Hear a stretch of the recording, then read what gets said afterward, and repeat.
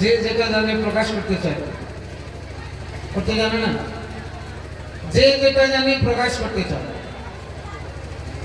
এখন উনি এত লেখাপড়া শিখে আসছে, এখন কার কাছে প্রকাশ করবে? ওই নৌকা চালায় যে মাঝি, মাঝিকে বলছে, এ ভাই তুমি ইতিহাস জানো? নৌকার মাঝিকে বলছে ইতিহাস জানো? নৌকার মাঝি বলছে ভাই আমি ইতিহাস জানি না, আমি জানি শুধু নৌকা চালানো। বাবু বলছে তোমার জীবনের এক ভাগ চলে গেল, ইতিহাস জানে না, তোমার জীবনের এক ভাগ চলে গেল। তো গেল, আর কি করবো, লেখাপড়া শিখি না। কিছুক্ষণ পর আবার বলছে এ ভাই তুমি ভূগোল খগোল জানো? ভূগোল খগোল, এই যে সূর্যের চারিপাশে চন্দ্র সূর্য পৃথিবী কিভাবে ঘুরছে, ভূগোল খগোল জানো? উনি বলছে ভাই আমার মা বাবা এগুলো শেখায় না, আমার মা বাবা শেখাচ্ছে শুধু নৌকা চালানো। বাবু বলছে তোমার জীবনের 2 ভাগ চলে গেল। গেল তো গেল, আর কি করবো ভাই, কপালে নাই, শিখি নাই। কিছুক্ষণ আবার বলছে যে অঙ্ক জানো? অঙ্ক গণিত, অঙ্ক জানো? গণিত? বলি ভাই এগুলো কিছু জানি না, 2-4 আনা যা পাই তাতেই হয়ে যার বেশি অঙ্কের দরকার নাই।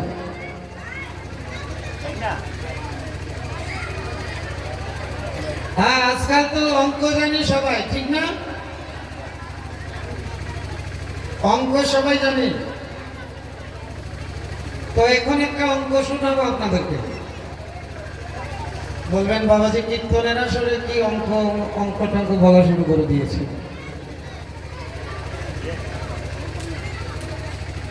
আচ্ছা বলো তো 9 একে কত? 9। 9 দুগুণে 18। 3 9, 4 9 কত? বাড়ি সব পাকা হয়ে যাবে। 5 9, বাবা 6 9, 7 9, 8 9, 9 9, 9 10। তো এবার আমি বলি 9 দুগুণে কত?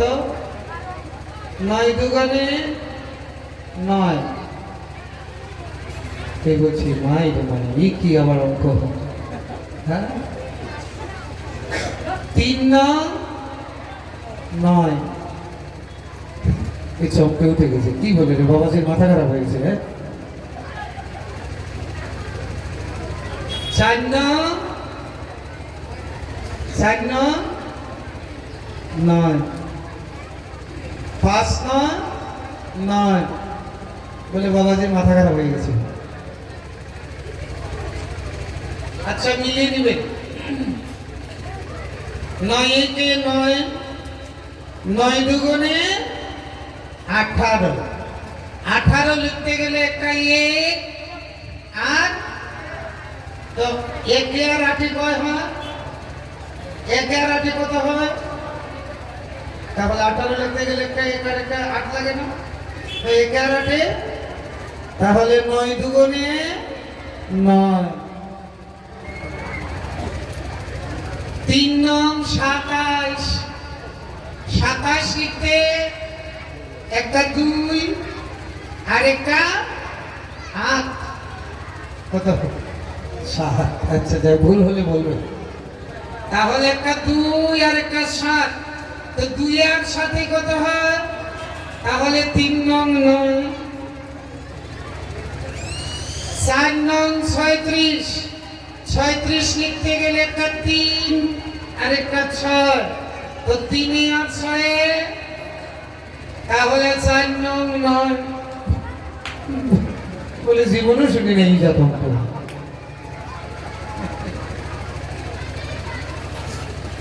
5 নং 45, একটা 4 আর একটা 5, তো 4 আর 5, তাহলে 5 নং 9।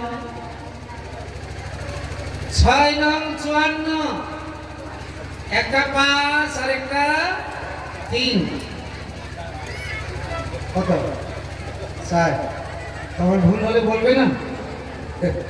তাহলে একটা 5 আর একটা 4, তো 5 আর 4, তাহলে 6 নং 9।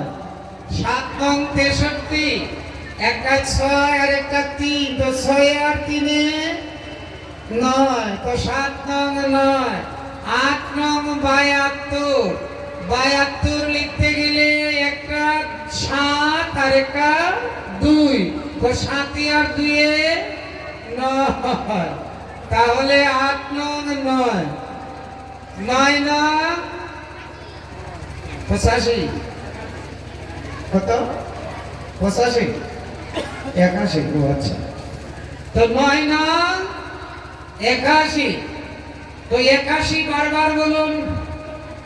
81, 81, 81, 81, 81, আমরা সবাই 81, 81,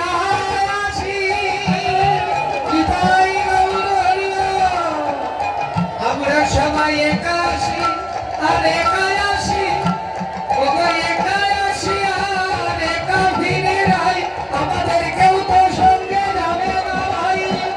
81 আর 81, কেউ তো সঙ্গে যাবে না ভাই। 81 আমাদেরকে কি শিক্ষা দিচ্ছে? আমরা সবাই 81, 81। কিছু অঙ্ক বোঝা গেল? তাহলে 81 লিখতে গেলে একটা 8 আর একটা 1, তো 8 আর 1, তাহলে 9 নং 9।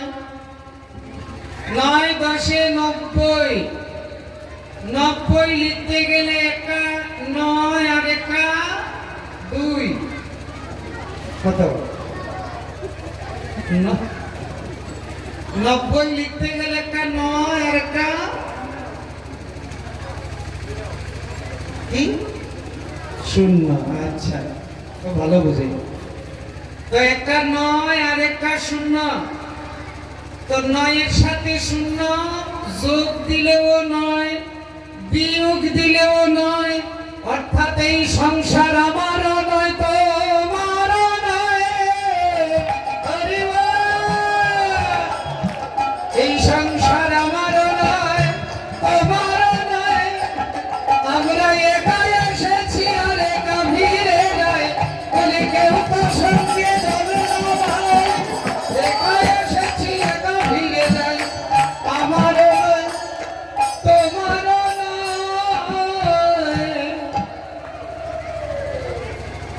কি অঙ্ক একটা নতুন শিক্ষা হলো কিনা? এগুলা স্কুল কলেজে শিখাবে এগুলা স্কুল কলেজের পড়া, এগুলা আলাদা পড়া। এটা হয় গৌর হরি। আচ্ছা, আসল অঙ্ক কি? এতক্ষণ তো অঙ্ক বললাম, আসল অঙ্ক কি? তুলসীদাস গোস্বামী বলছেন, এক সংখ্যা और सब सुनो। আস্তে আস্তে কথা নয়। 1 0, এক সংখ্যা আর সব শূন্য। একটা 1 লিখলেন, পিছনে একটা 0 দিলেন, কত হবে? কত? আরেকটা 0 দিলে, আরেকটা 0 দিলে, যত 0 দিবেন 10 গুণ মান বাড়বে। কিন্তু অনেকগুলো 0 দেন আর একটা মুছে ফেলেন, সব 0। হৃদয় গৌর হরি গৌর। তাই হরি নামের সাথে হরি নামে আর সব 0। হরি নামকে সঙ্গে রেখে আর যত 0 দিবেন মান বাড়বে, আর হরি নাম নাই সব শুনলাম। হৃদয় গরুর হরিব। তাহলে ওই বাবু বলছে মাঝিকে, এই ভাই অঙ্ক জানো অঙ্ক? বলে ভাই অঙ্ক গণিত আমার মা বাবা শিখায় নাই, আমার মা বাবা শিখিয়েছে নৌকা চালানো।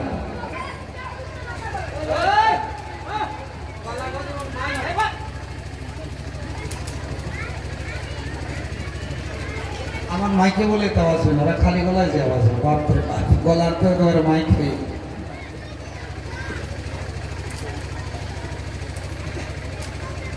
মাঝি বলছে ভাই নৌকা চালাই দু চারে না পাই, বেশি অঙ্কের দরকার নাই, এতেই চলে যায়। এখন বাবু বলছে তোমার জীবনের 3 ভাগই চলে গেল। ইতিহাস জানে না 1 ভাগ গেল, ভূগোল ভূগোল জানে না 2 ভাগ গেল, আর অঙ্ক জানে না 3 ভাগ চলে গেল। মাঝি বলছে কি আর করবো ভাই, গেল তো গেল। এই কথা বলতে বলতে জোরে আসে তুফান। নদী অনেক বড়, মাছ নদীতে গেছে। আগের দিনে তো হাতে চালিয়ে নৌকা যেত, এখনের দিনের মতো তো মেশিন ছিল। আমরাই ছোটবেলা দেখেছি হাতে নৌকা চালিয়ে যেত। তো মাঝ নদীতে নৌকা, এমন সময় আসছে তুফান বাতাস। বাবু বলছে কি হচ্ছে? মাঝি বলছে বাবু তুফান আসছে। বলে এখন কি হবে? এতক্ষণ বাবু বলছিল ইতিহাস জানো, ভূগোল ভূগোল জানো, অঙ্ক জানো। এখন মাঝি বলছে বাবুকে বাবু সাঁতার জানেন, সাঁতার জানেন। বাবু বলছে ভাই লেখাপড়া তো খুব জানি, কিন্তু সাঁতার তো জানি না। মাঝি বলছে তো আপনার জীবনের 4 ভাগই চলে গেল।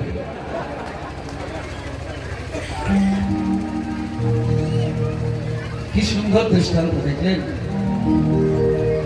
এখন কি হবে?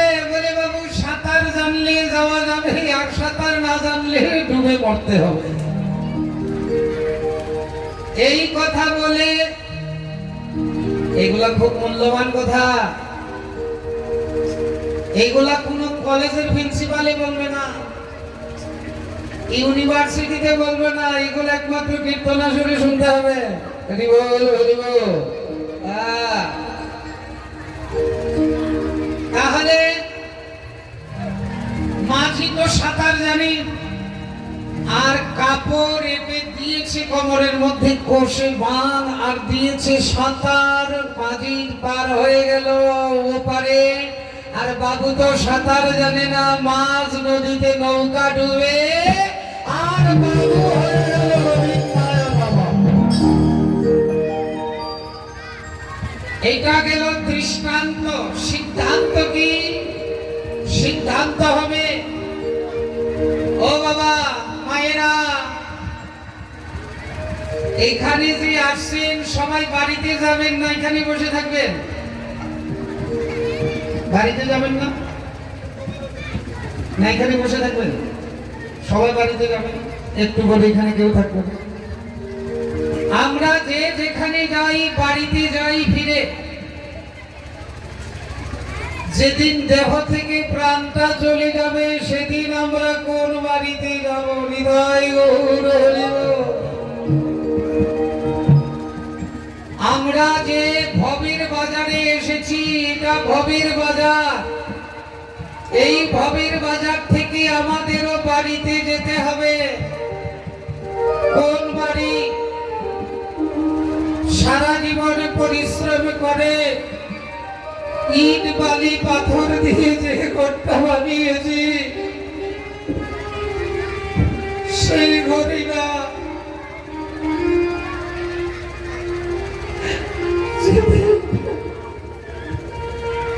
দেহ থেকে প্রাণ পাখিটা বেরিয়ে যাবে, আপনার সারা জীবনের পরিশ্রম করা ঘর থেকে আপনারই ছেলে মেয়ে ভাই বন্ধু ঘরের বাহির করে দেবে। এই ঘর থেকে যেদিন বাহির করে দিবে ওগো কলিয়তনী, সেই দিন আমরা কোন ঘরে যাবো একবার কি চিন্তা করে দেখেছি?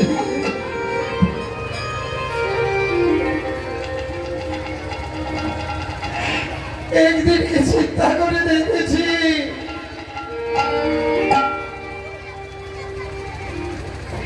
যেদিন এই ঘর থেকে বাহির করে দিবে ভাই বন্ধু সবাই মিলে একদিন ঘরে বাহির করে দিবে।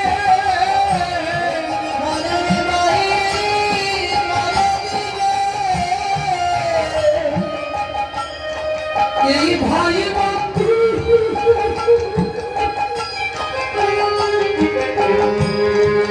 সবাই মিলে একদিন ঘরের বাহির করে দিবে।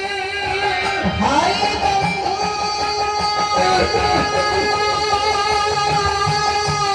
সবাই মিলে একদিন ঘরের বাহির করে দেবে।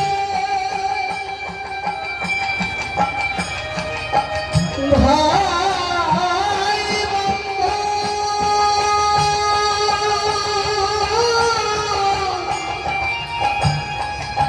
সবে মিলে একদিন ঘরের বাহির করে দেবে।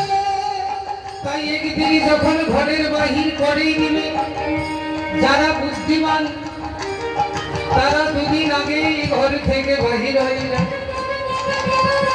মহাপ্রভু আমাদেরকে শিক্ষা দিচ্ছে একদিন যখন ঘরের বাহির করেই দিবে, তাই দুদিন আগেই ঘরের বাহির হয় না।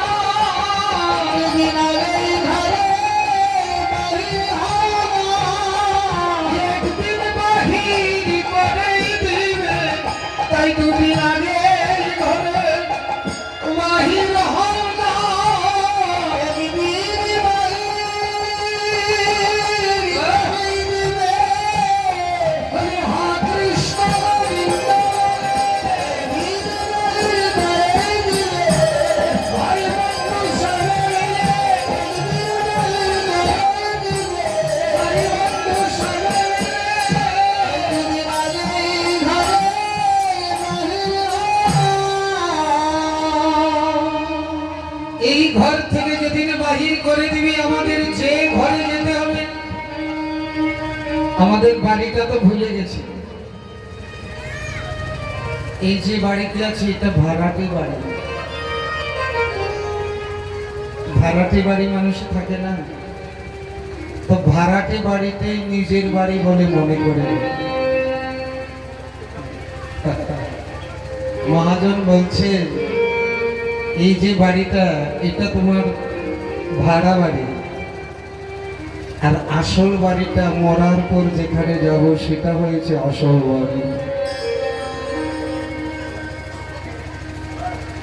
তাই ওই বাড়িতে যেদিন যেতে হবে সেদিন একটা নদী পড়বে, নদী। নদীটার নাম বৈতরণী নদী। এই নদীটা যেদিন পাড়ি দিতে হবে, নদী পার হয়ে বাড়িতে যেতে হবে, সেদিন মাস্টার, প্রফেসর, ইঞ্জিনিয়ার, ডাক্তারিতে কাজ হবে না। সেদিন একমাত্র চাই হরিনাম।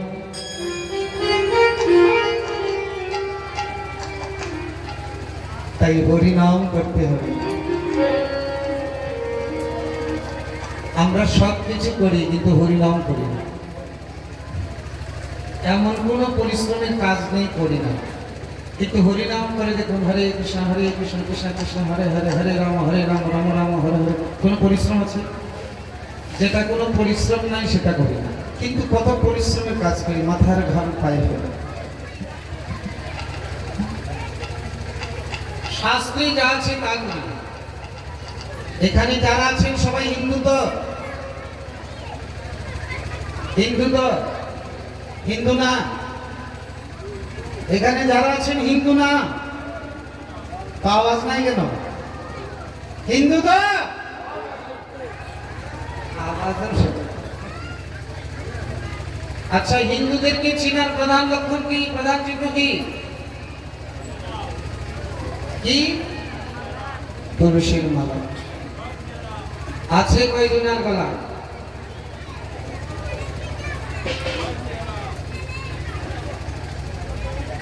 আচ্ছা, মুসলিমরা, এই যে ভালো করে শুনুন, কি বলবো, কীর্তন শুনতে আসে, বাচ্চাগুলো আইসক্রিম খায়, বুড়াগুলো আইসক্রিম নিয়ে আসে কীর্তনে, লজ্জা নাই তো?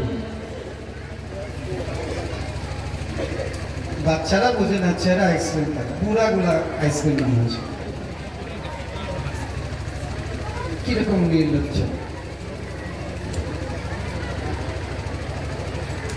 এই যে শুনুন, মুসলমানরা যদি ওয়াজে যায়, মাহফিলে যায়, টুপি লাগাতে তারা লজ্জা করে? টুপি লাগাতে লজ্জা করে? তো আমরা কেমন হিন্দু হলাম, মালা লাগাতে লজ্জা করে কেন? তুলসীর মালা লাগাতে লজ্জা করে কেন? মুসলিমরা কি টুপি লাগাতে লজ্জা করে? আরেকটা কথা বলে যাচ্ছে, যারা মুরব্বীরা আছেন, কোন কীর্তন আসরে গেলে, এটা তো বিয়ে বাড়ি না, এটা কি বিয়ে বাড়ি? এটা কি? তো বিয়ে বাড়িতে যেরকম যায়, কীর্তনে যদি এরকম যায়, তাহলে এটা মানা? মুরব্বীরা যারা আছেন, তারা প্যান্ট শার্ট তো সারা জীবন পরে, প্যান্ট শার্ট তো আমাদের না, একটু ধুতি পাঞ্জাবি লাগাই আসলে ভালো হয় না? কি বাবা, অপরাধ ক্ষমা করবেন, মনে ব্যথা পাবেন। আজকালের মুরব্বী যারা, তারা যদি প্যান্ট শার্ট লাগায়, তো ছেলেমেয়েরা পরে ধুতি পাঞ্জাবি লাগাবে না, সনাতন ধর্মের ঐতিহ্য নষ্ট হয়ে যাবে। তাই মুরব্বীরা কি, ছেলেরাও যুবকরাও, তোমরা ধুতি পাঞ্জাবি লাগাই আসতে পারো এই দিনটা, এত সুন্দরই লাগবে। আচ্ছা, ধুতি পাঞ্জাবি লাগালে কেউ কাউকে অভদ্র বলতে পারবে? আমাদের ভারতবর্ষের প্রাক্তন প্রধানমন্ত্রী যে মহাত্মা গান্ধী কি করতেন? কি করতেন? প্যান্ট শার্ট করতেন? কি করতেন? ধুতিও না, মার্কিন। কি ঠিক বলছি না? সবার চোখে দেখা। তোলার কি মান সম্মান কম ছিল? আমরা সনাতনী ঐতিহ্য ভুলে যাচ্ছি। মুরব্বীরা যারা আছেন, একটু বয়স্ক যারা আছেন, ধুতি পাঞ্জাবি লাগিয়ে আসলে তখন ছেলেমেয়েরাও শিখবে।